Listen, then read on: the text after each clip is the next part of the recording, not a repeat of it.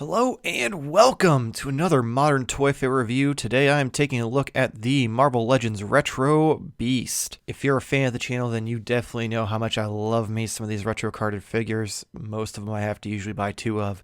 So I definitely am excited to be showing off this Beast figure. Make sure to stick around to the end of the video to see all the pictures I took because I had a lot of fun. As always, please make sure to like and subscribe if you enjoy the video and want more toy-related content. And as always, please make sure to let me know in the comments below if you're still waiting on your pre-order, if you've picked him up, or if you're still on the fence. But that's enough chitter chatter. Let's go ahead and get at her.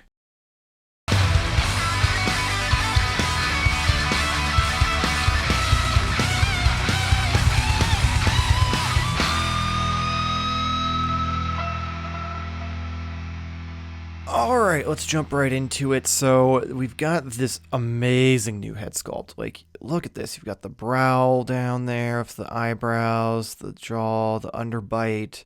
You got the teeth sticking out. He's just got this kind of real normal looking face instead of, the screaming head that we got previously. You've got the hair that is always incredibly sculpted, always looks fantastic, even going down the sideburns. I love this new head sculpt. This thing looks amazing. Moving down, we got a lot, obviously, reused from here on out. It's that same beast body that we got before. This time, though, they didn't go quite as heavy on some of the wash or the shading. So you'll notice, like, the forearm fur, the back of the hands and stuff. It's not heavy. That was a big problem I had. Is the other one, it just felt like it was too many differences in the tone of the shade and stuff. But beyond that, oh man, the textures, look at that sculpt. Like, you can just see the fur texture throughout his abs and stuff. And then you get down and you've got the amazing yellow belt with the red X logo there. You've got his tights, which have the wrinkles where they go over his thighs. The legs are super massive and muscular, but still have that fur texture even going down to his calves. This time though, they painted the toenails.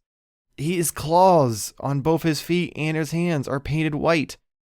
That was another problem I had. I just couldn't stand the fact that they were just plain blue before. So I love that they added that and put that extra little effort forth. Really kind of makes a difference in my book. But yeah, it just looks so much better. It's a huge improvement.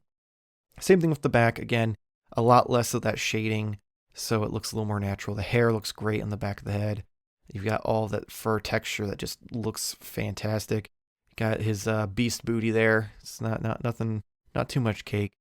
But yeah, they really knock it out of the park with these figures sometimes. And Beast is one of my favorite X-Men characters, so the fact that this figure just looks so good, even though it is one we got before, just with some mild updates, I'm here for it.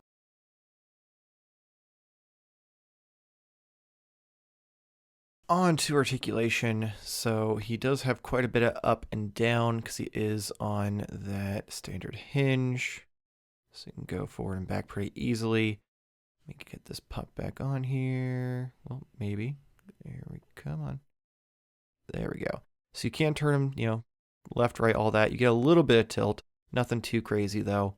Arms come out to about 90. You do have, 360 degrees around. You do have this incredible butterfly joint. Look at this. Look at how far back that arm goes. It's insane. Then you get to the front, and it's not quite as impressive. You can still get some range, but compared to going backwards, it's night and day difference. Bicep swivel goes all the way around. You have the double jointed elbows, go to about there. Wrist peg goes forward and backward and spins around, all that fun stuff. And then you get to the abdomen, you do have the standard ab crunch plus the cut for the top, so you get quite a bit of forward and back, which is great for Beast. But then you can twist him at the upper torso and also get a little bit of tilt in different directions, which is very nice. The yellow belt is a separate piece, so it does kind of float. You can move it as needed. Legs go out to about there, go forward almost 90. Back about that far, double jointed knees go there, and then you have that forward facing pin for the ankle pivot, and it goes forward, back, and then side to side. You can twist it in any which way that you could possibly need, which is great because you always see Beast in these crazy poses in the comics and in everything. Oh, and he also does have the thigh swivel. I almost forgot about that. It does break up the mold though. But you can get Beast in pretty much any pose that you could see him in the comics doing, and especially with those ankle pivots. It's really impressive. So we can go like this a little bit and just have him that like superhero pose. On to accessories, you do have that old screaming head. I don't know if there's really any differences. Might have maybe some like less shading like the rest of the body. I'm not 100% sure. It still looks great. You do have the flat hand, if I can get to focus here. There we go. Has some great textures there. The painted nails, claws, whatever you want to call them, even the pads on the front. And then you have his other gripping hand. We do have these beakers, which are real nice. This one is green, and then it has a little hole in the top. This one has the X-Gene tape on it, which is a real nice touch, and it's purple. Different shape as well, which is cool.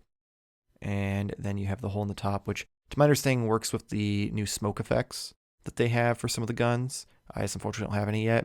And then, as you can see, it fits in the hand pretty well and does not fall out.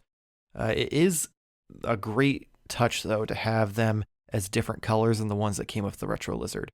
So you can have an entire chemistry set of different colors just by having two figures. It's really nice. We then have his lab coat, which it's not terrible. I mean, it's for a $35-ish figure. It's pretty good. It's not going to be anything you're getting on the third-party market, but when it's mass-produced like that, you should have your expectations in the right place. It still looks nice. It's a little difficult to pose him in, but you can definitely make it work. The only thing is I wish it was just a smidgen longer, because I feel like with Beast being such a big boy, it sits on him almost like a suit jacket would. Like it just goes down to his thighs, and I would like it to maybe go down like past his knees, because I feel like, a lab coat's a little longer, but maybe it's just me. So here he is. Let me get this on here, get the hands back on, because that is one thing is you do have to take the hands off if you want to put it on. Otherwise you risk like stretching or tearing the armholes, which you definitely don't want to do. Let me get in here, like so. There we go. And I do feel like Beast is more of a collar down kind of fellow. There we go.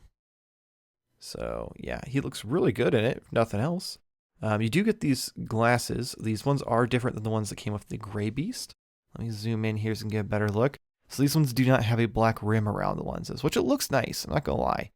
Let me here's the side by side. So here's the old ones and then the new ones. The new ones, the lenses look a little more, like they have a little more of a glare, like to be more noticed.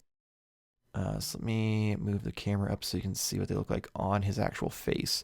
That's the other thing is because he doesn't have, like his ears are molded to the side of his head, so there's not a lot of like give there. It is a little difficult to get them on. So we go, if I can get these to sit properly, just kind of finagle them. There we go. So there it is, the ones that came with them. Looks really good. I kind of like it. It's nice. I do really like the old ones though because of that black rim. Like it just looks more, doctory. But the old ones are growing on me. Or the new ones are growing on me, not the old ones. These aren't the old ones. Alright, let's do a real quick size comparison. So here we have him with the Mafex Spider-Man and Mafex Wolverine. You can see they're both shorter than him, which I'm fine with because Beast is a big, beefy boy. And then we have the Mafex Rebirth Custom Batman, which is about just a little bit shorter. Next up, we have the Marvel Legends Retro Animated Spider-Man, the Marvel Legends Jon Favreau, and if he decides to ever stand, the G.I. Joe, oh my god, Pimp Daddy Destro, Jon Favreau and Spider-Man, a little bit shorter. They scale really well. Destro about the same height as Jon Favreau, so he's really well scaled there too.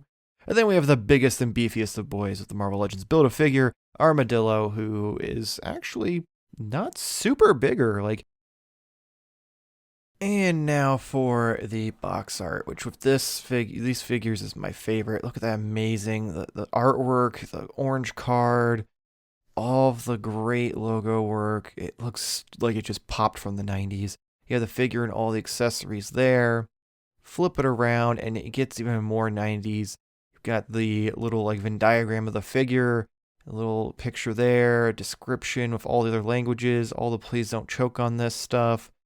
Man, I love these retro cards, and they will get me to buy just about any X-Men or Spider-Man figure. It just looks so good. I love it so much. Okay, so overall, I am super happy with how he turned out. Obviously, tons of reuse here. It's basically the same figure we got like 5 or 6 years ago. You just have a new head and the lab coat, and of course the little beakers. That's enough for me, really. The head alone, that new head is incredible. I really wish they would have had that forever ago, but I'm happy we finally got it. The lab coat and the beakers is an add bonus. 'Cause, I love me some Beast. He's probably one of my favorite X-Men. So to have him be able to go from being the Beast to being Hank McCoy, I am all for it. But let me know in the comments below what you think of the figure, if this review kind of swayed you one way or another, if you were on the fence. And of course, please make sure to like and subscribe for more toy-related content. If you want to see a better look at the pictures you're about to see here at the end of the review, make sure to follow us over on Instagram and Twitter. And if you want to see just some random stuff I throw together, check us out on TikTok. All 3 are at Modern Toy Fair. But that's going to be it for this week's video. Hopefully we'll see you next week. Same toy time, same Toy Fair channel. Thank you for watching.